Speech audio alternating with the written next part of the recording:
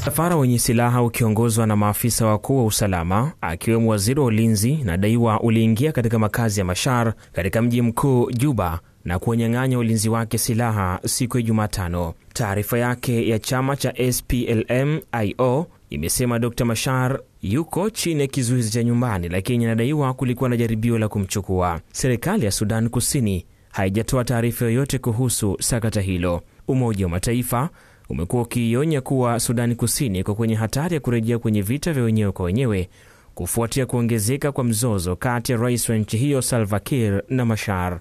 Viongozi hawa wawili walikubaliana Agosti mwaka 2018 kumaliza vita vya wenyewe kwa wenyewe vilivyodumu kwa miaka 5 na kusababisha vifo vya watu 400,000. Lakini katika kipindi cha miaka 7 iliyopita uhusiano wao umezidi kuwa mbaya, huku kukiwa na mivutano ya kikabila na ghasia za hapa na pale. Chama hicho kimedai Machar amezuiliwa pamoja na mkewe Angelina Teny ambaye pia ni waziri wa mambo ya ndani wa nchi hiyo. Hati ya kukamatwa iliwasilishwa kwake chini ya mashtaka ambayo hayakueleweka. Chama hicho pia kimedai kuwa hatua hiyo ni ukiukwaji wa wazi wa katiba na mkataba wa amani uliohuishwa. Uongozi wa chama cha Machar umedai kukamatwa kwa makamu wa kwanza wa rais bila kufuata taratibu kunadhoofisha utawala wa sheria na kunatishia utulivu wa taifa hilo. Rajabu Msangi, Azam News.